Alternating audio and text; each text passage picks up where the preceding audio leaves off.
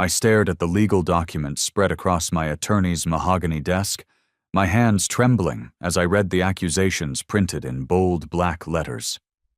My own parents were suing me for $200,000, claiming I had stolen the future that rightfully belonged to my brother Tyler. According to their lawsuit, my six-figure business, my house, my paid-off student loans, everything I had worked 80-hour weeks to achieve since I was 16 was built on opportunities I had somehow fraudulently taken from my golden child brother. The irony burned like acid in my throat. These same parents had never given me a single dollar, while Tyler had received everything and gambled it all away.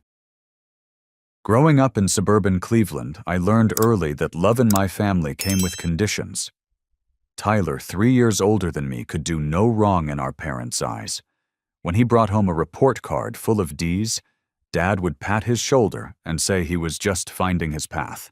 When I brought home straight A's, Mom would remind me that grades weren't everything and that Tyler had more natural charisma.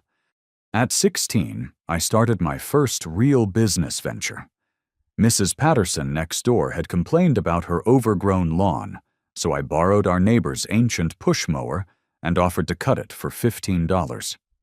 She was so impressed with my work that she recommended me to 3 other neighbors.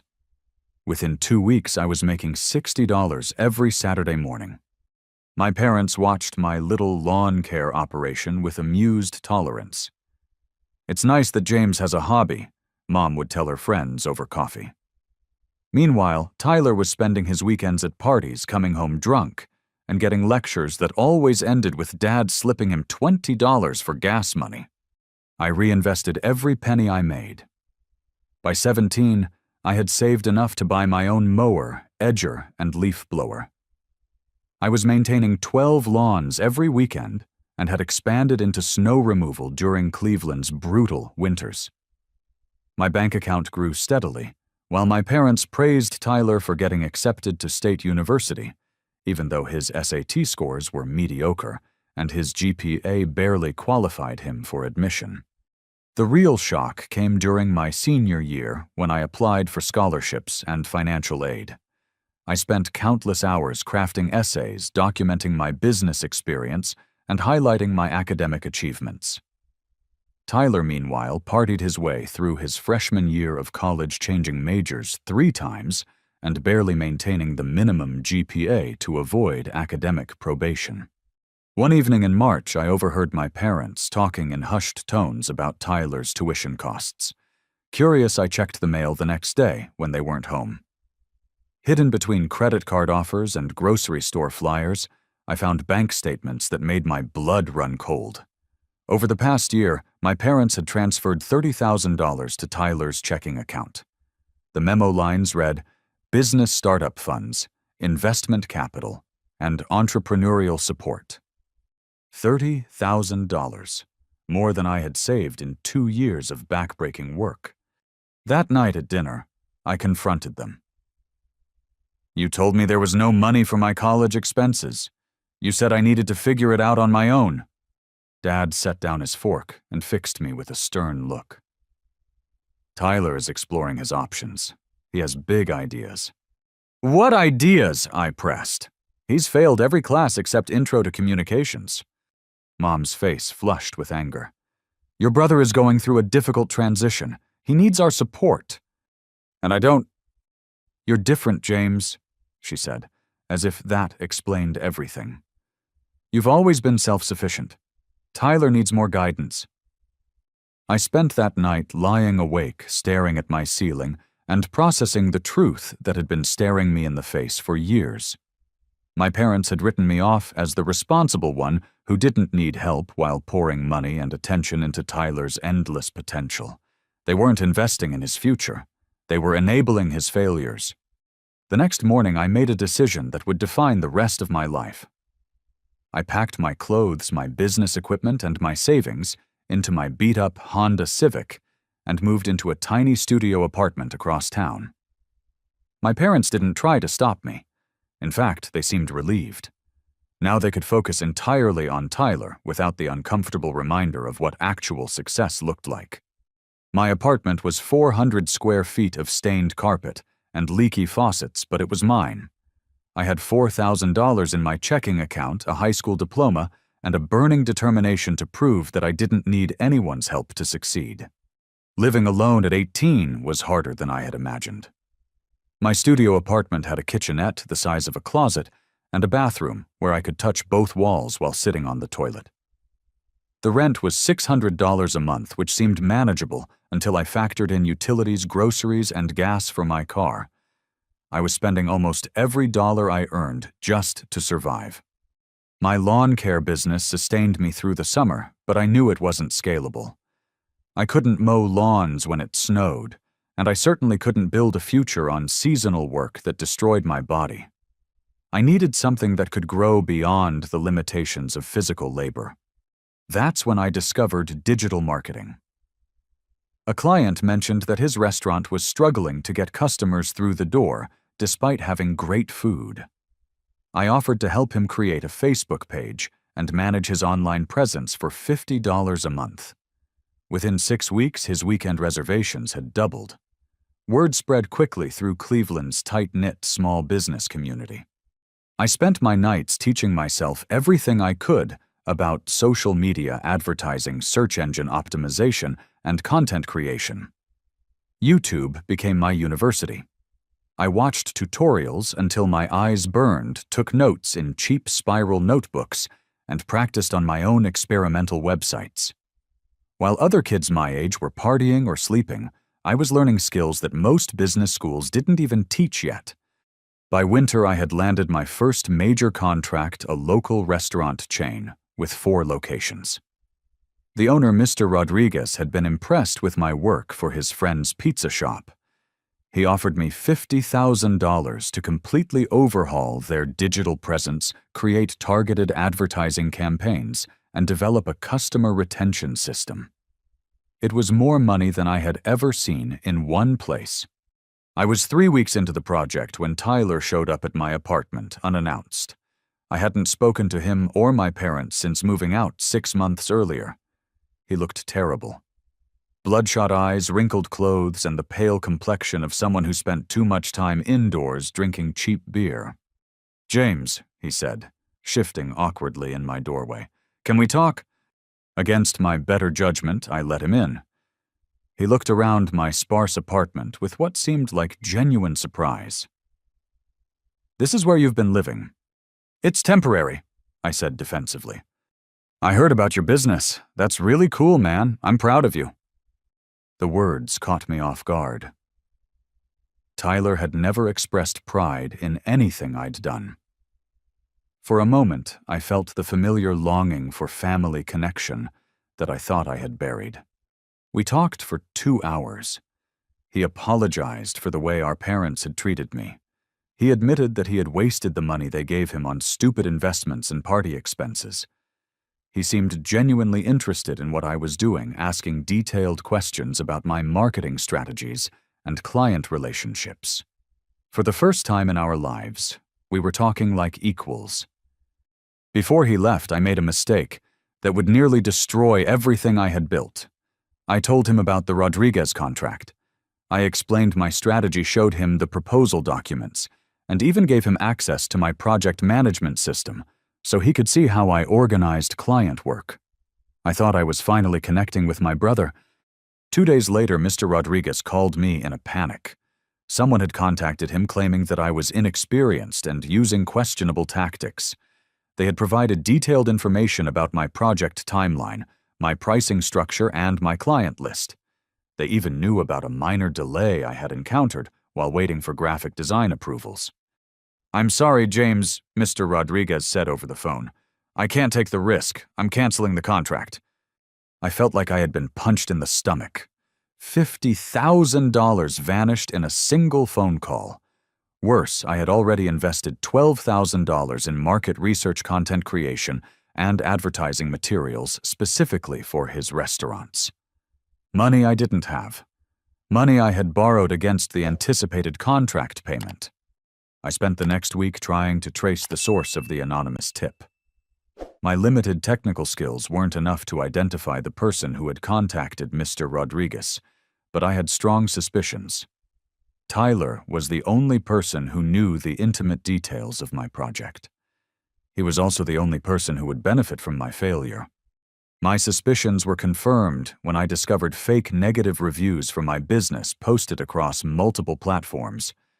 The reviews all came from newly created accounts, and they all contained specific details that only Tyler knew about my work process. When I traced the IP addresses through a basic online tool, they all led back to the public library computer lab that Tyler frequented. My credit cards were maxed out. My rent was 3 weeks overdue. My car was making ominous grinding noises that I couldn't afford to fix. I had $16 in my checking account, and no prospect of replacing the income I had lost. For the first time since moving out, I considered calling my parents and admitting defeat. Instead, I sold my television, my gaming console, and every piece of furniture except my desk and mattress. I ate peanut butter sandwiches for every meal and walked to client meetings to save gas money. I was 20 years old, living in poverty, and completely alone. But I refused to give up. Rock bottom taught me lessons that prosperity never could. With no safety net and no family support, I learned to be resourceful in ways I had never imagined. I offered my services to small business owners in exchange for testimonials and referrals. I worked for free just to build a portfolio that could convince paying clients to take a chance on me. My breakthrough came from an unexpected source: social media management for local service businesses. While most marketing companies focused on big corporate clients, I discovered that small business owners were desperately trying to figure out Facebook and Instagram, but had no idea how to use them effectively. I developed a simple but powerful system. For $300 a month, I would manage a business's entire social media presence, daily posts, customer interactions, targeted advertising, and monthly analytics reports. My clients didn't need to understand the technology. They just needed to see results. The results were immediate and impressive. A local plumber's customer calls increased by 40% within 2 months. A hair salon filled up their appointment book for the first time in 3 years. A auto repair shop started getting customers from 3 neighboring towns instead of just their immediate area. Word spread through Cleveland's small business community like wildfire. Within 6 months, I had signed 15 clients. Within a year, I was managing social media for 37 businesses and grossing $8,000 per month. I hired my first employee, Sarah, a recent college graduate who understood social media trends better than most people twice her age. My personal life improved dramatically, along with my business success. I moved into a better apartment, bought reliable clothes, and even started saving money for something I had never dared to imagine: buying a house. The house hunting process felt surreal. Real estate agents were surprised when a 20-year-old walked into their offices asking to see properties in good neighborhoods. But my credit score was excellent, my business income was documented and growing, and I had saved enough for a substantial down payment. I found my dream home in a quiet neighborhood 15 minutes from downtown Cleveland, a modest 3-bedroom ranch with a 2-car garage, updated kitchen, and a backyard perfect for a home office. The asking price was $135,000, exactly within my budget. On the day I signed the mortgage papers, I felt a surge of pride that I had never experienced before. I was 20 years old, and I owned a house. I had built a successful business from nothing. I had paid off my student loans and had money in the bank. Everything my parents said I couldn't do without their help, I had accomplished completely on my own. That evening, as I sat in my empty living room surrounded by moving boxes, my phone rang. It was my mother. "We heard you bought a house," she said without preamble. "News travels fast," I replied. "Tyler is going through a difficult time right now. His food truck business failed, and he's lost a lot of money." I waited for her to continue, already knowing where this conversation was heading. "We think it would be good for both of you if he came to work with you. You could teach him about your business, and he could help you grow." He sabotaged my biggest contract, I said flatly. That's ridiculous, James. Tyler would never do something like that. I have proof. You've always been jealous of your brother. This is just another example of you trying to tear him down. The familiar patterns were emerging. No matter what Tyler did, no matter how much evidence existed of his failures or betrayals, my parents would always defend him and blame me. He's family, Mom continued. You have an obligation to help him. My obligation is to my clients and my employees. I'm not running a charity. Don't be so selfish, James. You've been blessed with success. The least you can do is share some of it with your brother. I hung up without saying goodbye, but the conversation left me deeply unsettled. Something in my mother's tone suggested that this wasn't a request. It was the beginning of a campaign. They weren't going to accept my refusal and move on. They were going to escalate. 3 days later, my father appeared at my office. He had never visited my workplace before, had never shown any interest in my business, and had never acknowledged my success. His presence felt ominous. Impressive setup, he said, looking around at my small but professional office space. Sarah looked up from her computer with curiosity and concern. What do you want, Dad? I want to talk about family loyalty, about doing right by the people who raised you. The people who raised me told me I was on my own when I turned 18. We're not asking for charity, James. We're offering Tyler a chance to contribute to something successful. He has ideas that could help your business grow. What ideas?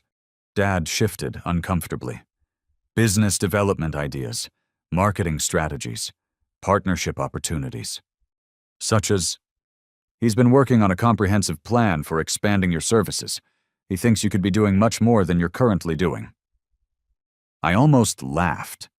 Tyler had never held a job for more than 6 months. His food truck business had failed within 8 weeks. His previous ventures included a failed eBay reselling operation, a brief attempt at day trading that lost $3,000, and a multi-level marketing scheme that alienated half his college friends. I'm not interested, I said firmly. Dad's expression hardened. You're making a mistake, son. Family is all you really have in this world. Someday you're going to need us, and we're not going to be there if you don't start showing some loyalty now. Is that a threat? It's reality. Business is unpredictable. Clients come and go, but family is permanent, unless you choose to throw it away. After he left, Sarah approached my desk with obvious concern. Everything okay? Family drama, I said, trying to sound dismissive. But I couldn't shake the feeling that something bigger was coming. My parents had never fought this hard for anything in their lives. They weren't just asking for help for Tyler. They were demanding it. And when people who have never respected your boundaries suddenly start making demands, it usually means they're planning to take what they want by force. My business continued growing at a pace that surprised even me. What had started as a desperate attempt to survive had evolved into something bigger than I had ever imagined. By my 21st birthday, I was managing social media for 68 businesses across 3 states. My team had grown to include Sarah, 2 part-time content creators, and a client relations manager named Marcus. The success felt surreal. I was making more money than my parents had ever earned, managing a team of employees and getting featured in local business publications. Cleveland's Chamber of Commerce invited me to speak at their Young Entrepreneurs panel. The local newspaper ran a profile piece about my journey from high school lawn care to digital marketing success. But success brought new challenges I hadn't anticipated. Managing multiple states required more sophisticated systems, better technology, and stronger legal protections. I incorporated my business as Rodriguez Digital Solutions, LLC, established proper contracts with all clients, and hired an accountant to handle the increasingly complex financial requirements. The most significant milestone came when I decided to buy a larger house. My 3-bedroom ranch had served its purpose, but I needed space for a proper home office storage for business equipment and room to host client meetings.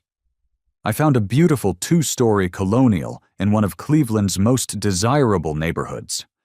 4 bedrooms, 3 bathrooms, a finished basement, and a 2-car garage with workshop space. The mortgage application process was more complex this time. Banks wanted detailed business financial records, tax returns, and proof of consistent income. But my documentation was thorough, my credit score was excellent, and my business showed steady growth every quarter. I qualified for the loan easily. On the day I moved into my new house, I felt a deep sense of accomplishment that went beyond material success. I had proven to myself that I could build something meaningful without anyone's help. Every room represented hours of work. Every piece of furniture was purchased with money I had earned myself. But my family situation was deteriorating rapidly. Tyler's latest venture, an ambitious food truck concept called Fusion Street Eats, had been a spectacular failure. He had borrowed $40,000 from my parents to buy and outfit a used truck, develop a menu, and secure permits for operation. The business lasted exactly 6 weeks before health department violations, unpaid vendor bills, and Tyler's complete lack of business discipline forced it to close. My parents were devastated. $40,000 represented a significant portion of their retirement savings. Dad had taken a second mortgage on their house to help fund Tyler's dream.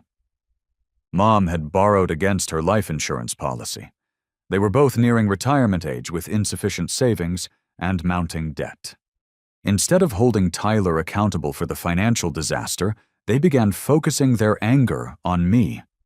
Phone calls became increasingly hostile. They accused me of being selfish for not helping Tyler when his business was struggling. They questioned why I deserved success when Tyler, who they claimed was more naturally gifted, continued to fail. The situation reached a breaking point when Tyler attempted to steal my business identity. I discovered the fraud by accident when a potential client mentioned that someone had already contacted them using my company name and offering services at rates far below my standard pricing. Further investigation revealed that Tyler had created fake business cards, a fraudulent website, and social media profiles using my company name. He was scheduling meetings with my potential clients, offering cut-rate services, and taking deposits for work he had no intention or ability to complete. When clients tried to follow up, they couldn't reach him, which damaged my business reputation. The identity theft went deeper than I initially realized. Tyler had used my personal information to open business credit cards, apply for small business loans, and even sign office lease agreements. He had been systematically stealing my identity for months, using his access to family information and his knowledge of my business operations to convince lenders and clients that he was authorized to act on my behalf. I discovered the full extent of the fraud when my accountant called to ask about several $1,000s in business expenses that didn't match my records. Tyler had been charging business purchases to credit cards opened in my company's name. Equipment rentals, marketing materials, even personal expenses like restaurant meals and clothing purchases. When I confronted my parents about Tyler's criminal behavior, they defended him with the same illogical loyalty they had always shown. "He's desperate," Mom explained, as if desperation justified fraud. "He's just trying to build something like you did." "He's stealing from me," I said. "He's your brother. You should be helping him, not making his life harder." "I'm not making his life harder. He's doing that all by himself." Dad intervened with a tone I had never heard before. "You listen to me, James. Tyler made some mistakes, but he's family. You turn him into the police and you'll regret it for the rest of your life." "Is that another threat?" "It's a promise.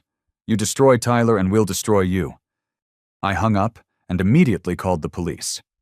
Tyler had committed multiple felonies: identity theft, credit fraud, and business impersonation. I had documentation proving every crime. The detective assigned to my case was sympathetic, but warned me that prosecuting family members often created long-term complications that went beyond the legal system. "Are you sure you want to do this?" Detective Morrison asked. "Once we arrest him, there's no going back." I thought about Tyler's fake business cards, the money he had stolen, the clients he had confused and alienated. I thought about my parents' threats and their refusal to hold him accountable for anything he did. "I'm sure," I said. Tyler was arrested 3 days later. The charges included identity theft, credit fraud, forgery, and operating a business without proper licensing. The local media covered the story as an example of white-collar crime within families. My business name appeared in several news articles, but the coverage actually helped my reputation by clearly identifying me as the victim rather than the perpetrator. My parents' reaction was swift and vicious. They blamed me completely for Tyler's arrest. They accused me of being vindictive, jealous, and cruel. They called my clients and employees, trying to convince them that I was unstable and vindictive. They even showed up at my house demanding that I drop the charges and take responsibility for Tyler's legal fees. When I refused, they made good on their threat to destroy me. But they chose a method I had never anticipated, one that would test everything I had built and everything I believed about justice. 3 months after Tyler's arrest, I received a certified letter that changed everything. My parents had hired a lawyer and filed a civil lawsuit against me, claiming that my business success legally belonged to Tyler and demanding half of everything I owned. The lawsuit was 23 pages of the most twisted logic I had ever encountered. According to their attorney, Tyler had developed the core concepts for my business during his college years as part of an entrepreneurship class project. They claimed that I had stolen his ideas, used family connections to gain clients, and built my success on intellectual property that rightfully belonged to Tyler. The specific demands were staggering. They wanted 50% of my business assets, 50% of my house value, half of my savings accounts, and 50% of all future business income for the next 10 years. They also demanded that I pay Tyler's legal fees for the criminal case and provide him with a management position in my company. But the most shocking aspect of the lawsuit was the character assassination it contained. The documents portrayed me as a manipulative sociopath who had systematically destroyed Tyler's opportunities while building my own success on stolen foundations. They claimed that I had convinced my parents to fund Tyler's failures while secretly sabotaging his efforts to succeed. According to their version of events, Tyler's food truck business had failed because I had spread negative rumors about his food quality. His previous ventures had collapsed because I had interfered with his supplier relationships and poisoned potential investors against him. Even his academic struggles were attributed to my psychological manipulation and sabotage. The lawsuit included sworn statements from my parents describing me as jealous, vindictive, and emotionally unstable. They claimed that Tyler had always been the more creative and business-minded brother, but that I had used manipulation and family politics to undermine his confidence and steal his opportunities. Reading their description of me was like looking in a funhouse mirror. Every positive trait was reframed as a character flaw. My work ethic became obsessive behavior. My financial success became exploitation of family resources. My independence became callous disregard for family loyalty. The local media picked up the story with obvious relish. Family feud turns legal. Brother sues, brother over business success. The coverage was sensationalized and one-sided, focusing on my parents' claims without investigating the underlying facts. Several clients called to express concern about the negative publicity. 2 clients canceled their contracts entirely, citing concerns about being associated with someone involved in family litigation. My attorney, David Kellerman, was a straight-talking corporate lawyer who specialized in small business protection. He read through the lawsuit with obvious disgust. "This is one of the most frivolous cases I've seen in 20 years of practice," he said. "But frivolous doesn't mean harmless. They're trying to destroy your reputation and force you into a settlement. What are my options? We can fight it, but litigation is expensive and time-consuming. Even winning costs money, and the negative publicity could damage your business. Alternatively, you could offer a small settlement just to make them go away." I'm not giving them $1, I said firmly. David nodded with approval. Good, because settling would just encourage them to come back for more later. We're going to fight this and we're going to win decisively. But fighting meant months of depositions, document production, and legal fees. It meant having my business practices examined under a microscope.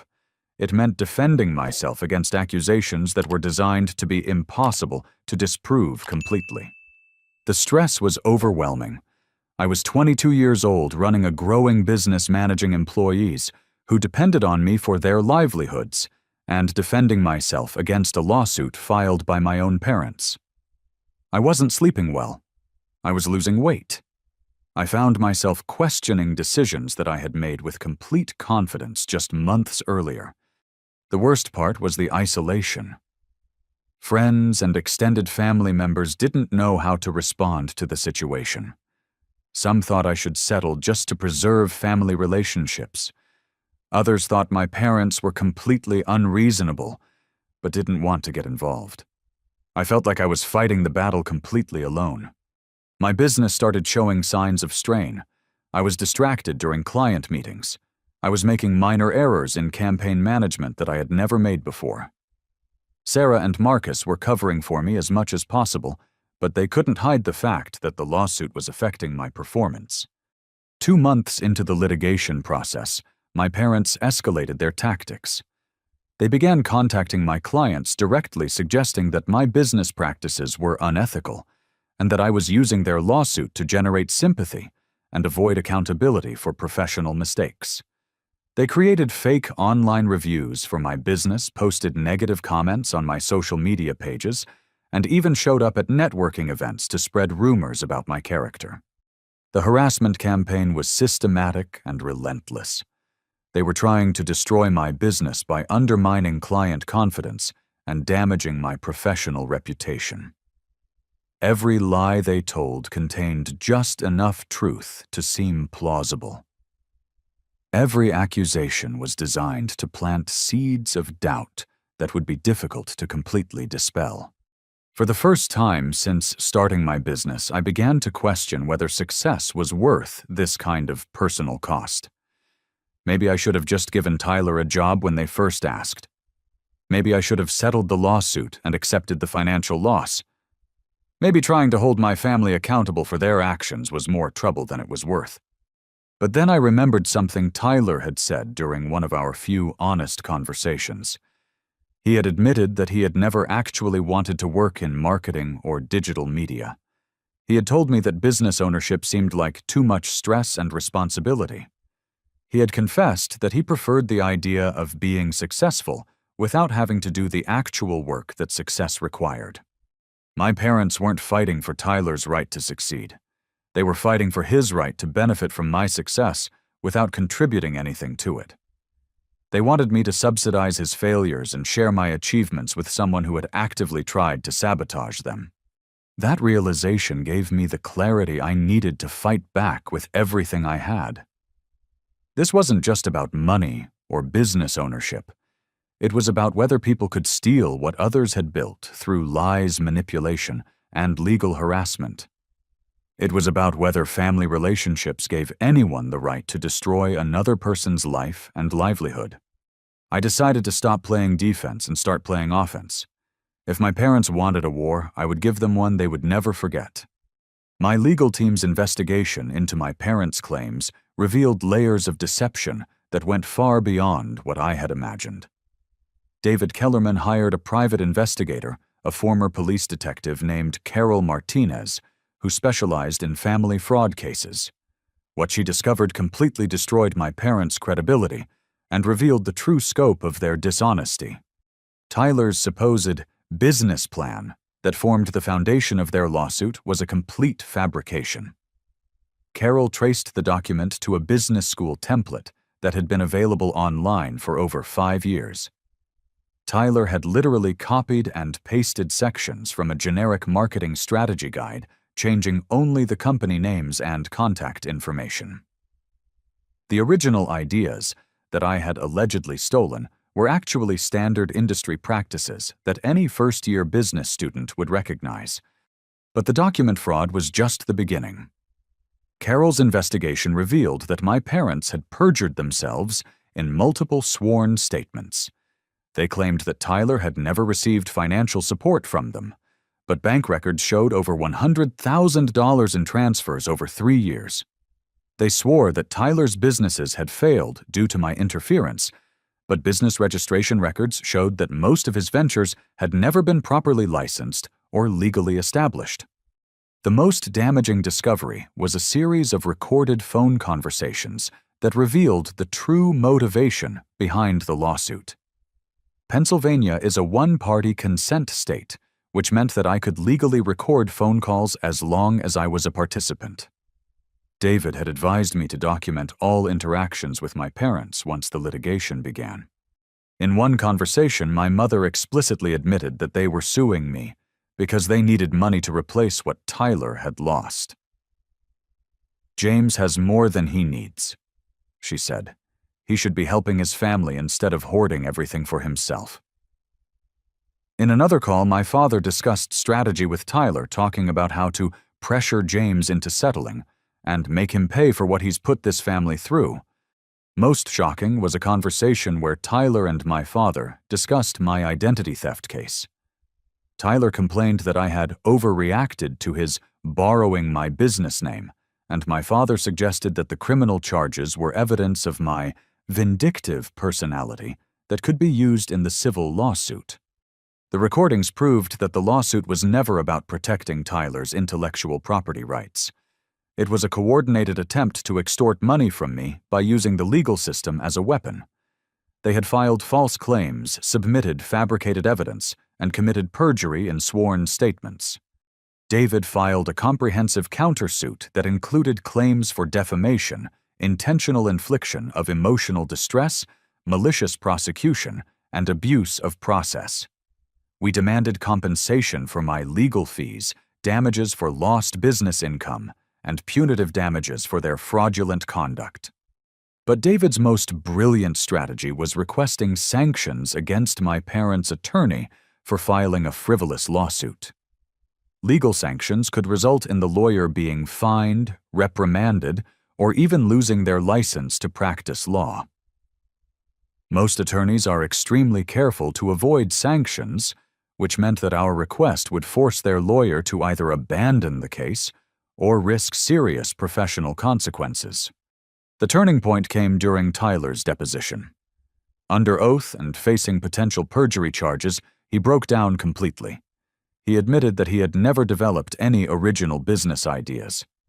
He confessed that he had been jealous of my success and had tried to sabotage my business relationships. He acknowledged that the identity theft was intentional and calculated not a desperate mistake, as my parents had claimed.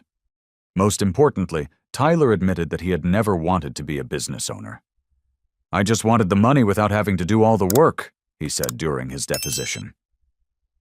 "James makes it look easy, but I don't want to work 80-hour weeks and deal with employees and clients and all that stress.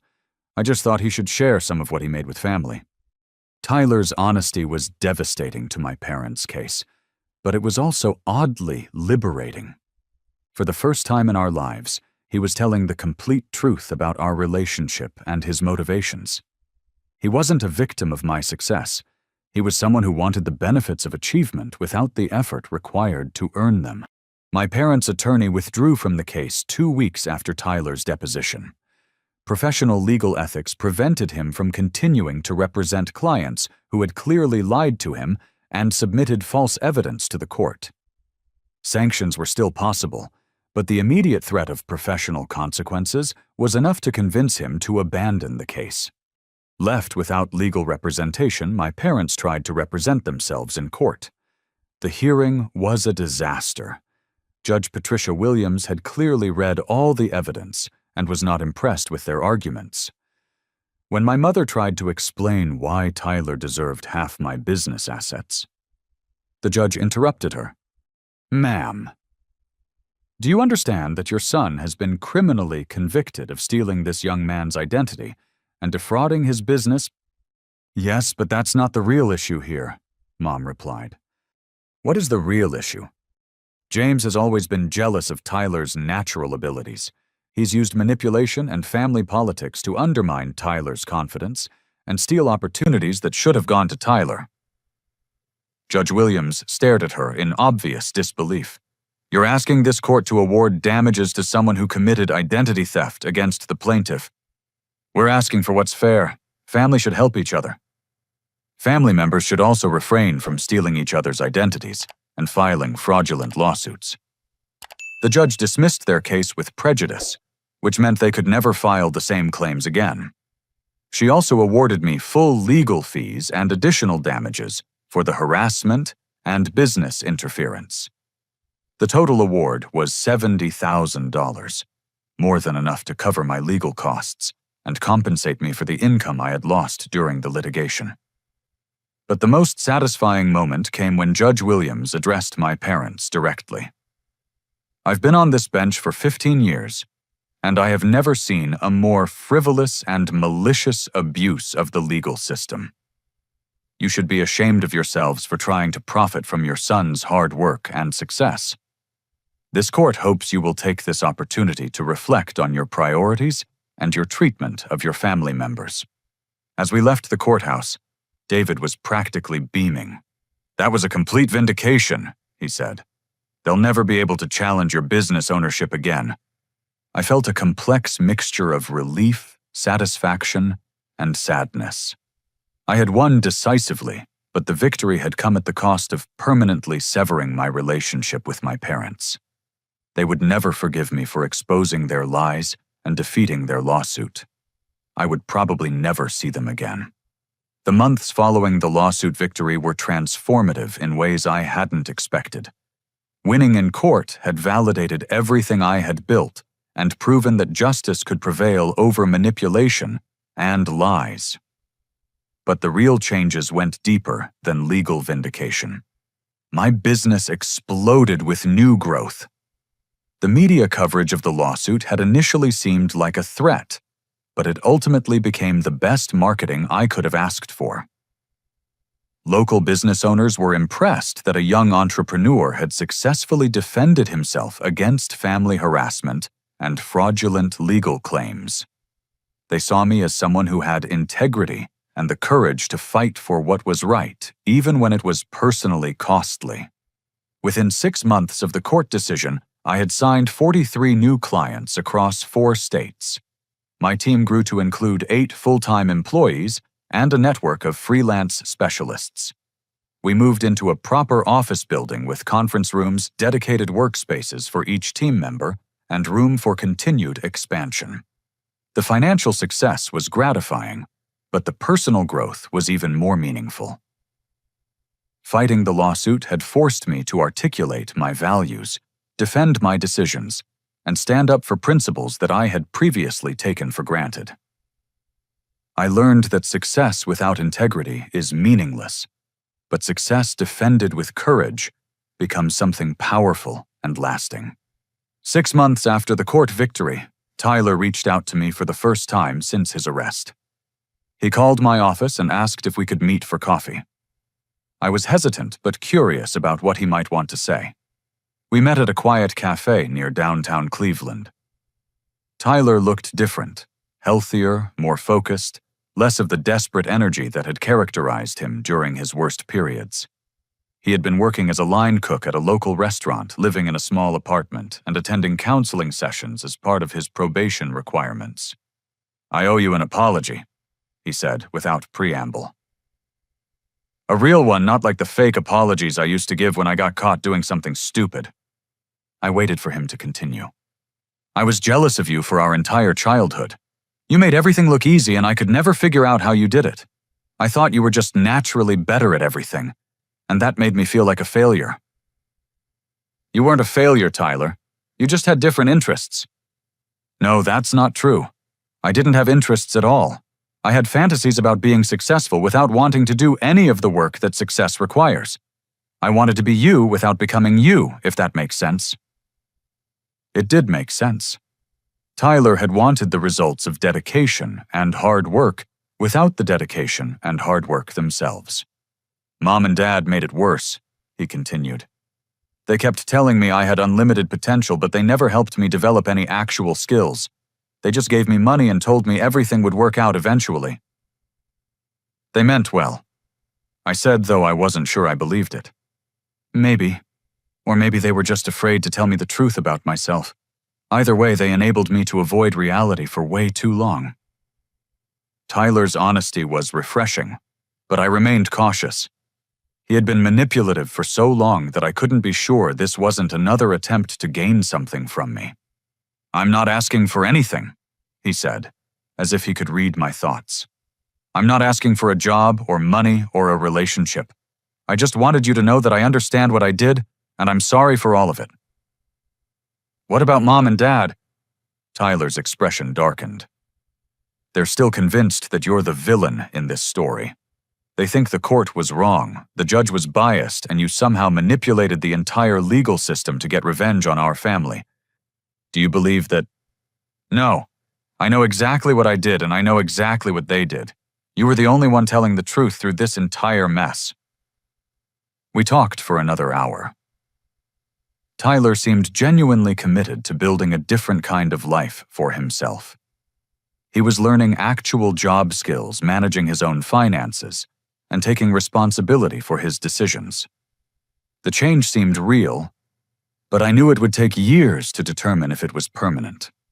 As our coffee meeting ended, Tyler stood to leave, then turned back with one final thought. "You know what the really crazy thing is," he said. "If I had just asked you for help instead of trying to steal from you, you probably would have given it to me." He was right.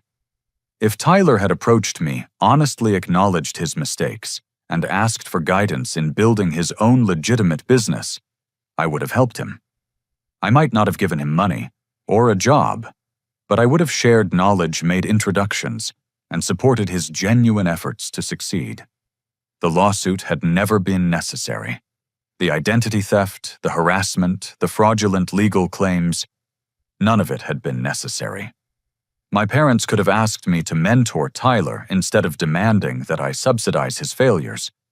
They could have encouraged him to learn from my example instead of trying to steal my achievements. But they had chosen conflict over collaboration, lies over honesty, and legal warfare over family communication. They had transformed a situation that could have brought us closer together into a battle that permanently tore us apart. My business continued to thrive in the years that followed. By 25, I was running a 7-figure company with offices in 3 states and clients across the country. I spoke at business conferences, mentored young entrepreneurs, and established a scholarship fund for students from dysfunctional families who were trying to build successful careers despite lacking family support. The scholarship fund became one of my most meaningful projects. I received hundreds of applications from young people whose stories reminded me of my own struggles. Kids who were working multiple jobs to pay for college because their parents spent money on siblings' failed ventures. Students who were living in their cars because they refused to enable family members' addictions or irresponsible behavior. Young entrepreneurs who were building businesses while dealing with family members who undermined their efforts out of jealousy or spite. Each scholarship recipient taught me something new about resilience, determination, and the power of refusing to accept other people's limitations as your own. Their success stories validated my belief that family dysfunction doesn't have to determine your future, and that sometimes the most loving thing you can do is refuse to enable destructive behavior. 5 years after the lawsuit, I received a letter from my mother. She was dying of cancer and wanted to reconcile before it was too late.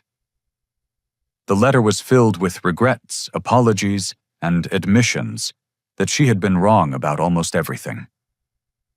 She acknowledged that I had been the responsible son, that Tyler had been enabled rather than helped, and that the lawsuit had been a terrible mistake driven by desperation and poor judgment. I thought about the letter for weeks before responding. Part of me wanted to visit her to have one final conversation where we could both tell the truth about our relationship and our family dynamics. But another part of me recognized that some wounds are too deep to heal and that some relationships are too damaged to repair. In the end, I wrote her a brief letter expressing forgiveness but declining to resume contact. I wished her peace in her final months and told her that I had built a good life despite everything that had happened. I didn't visit her before she died, and I didn't attend her funeral. Those decisions felt cold to some people, but they felt honest and necessary to me. Tyler and I maintained a distant but cordial relationship. We exchanged Christmas cards and occasional text messages about major life events. He eventually married a woman who helped him stay accountable for his choices and supported his genuine efforts to build a stable life. He never became wealthy or professionally successful in a dramatic way, but he learned to support himself honestly and treat other people with respect. For Tyler, that represented genuine growth and achievement. My father lived for 3 more years after my mother's death. He never apologized or acknowledged his role in the family conflict. He died believing that I had been vindictive and cruel for refusing to support Tyler's schemes and defend myself against their lawsuit. I felt sad about his death, but not guilty about the choices I had made. Looking back on everything that happened, I learned that success means more than financial achievement or professional recognition. Real success means building something meaningful while maintaining your integrity. It means refusing to let other people's dysfunction determine your future. It means having the courage to defend what you've built against people who want to tear it down out of jealousy, entitlement, or spite. Most importantly, I learned that you can't force people to respect your boundaries, but you can make it extremely expensive for them to violate those boundaries. Sometimes, the most loving thing you can do for family members is refuse to enable their worst impulses and hold them accountable for their choices. My parents sued me because they thought I would be too scared, too guilty, or too concerned about family relationships to fight back effectively. They calculated that I would settle the lawsuit to avoid conflict and negative publicity. They were wrong about my character, wrong about my resolve, and wrong about what I was willing to sacrifice to protect what I had built. They thought they were fighting for Tyler's future, but they were actually fighting against the values that had made my success possible: hard work, honesty, accountability, and the refusal to accept unearned benefits at other people's expense. When those values came into conflict with their demands, I chose my values. I won the war because I was fighting for something worth defending. Today, my company employs 37 people across 5 states.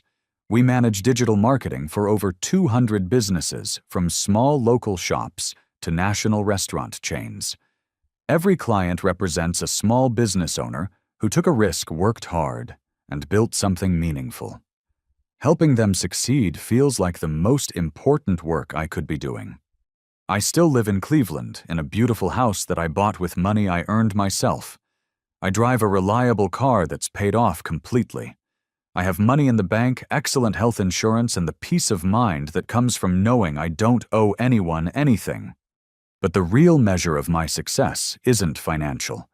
It's the knowledge that I built everything I have through honest work, defended it with courage when it was threatened, and helped other people achieve their own success along the way.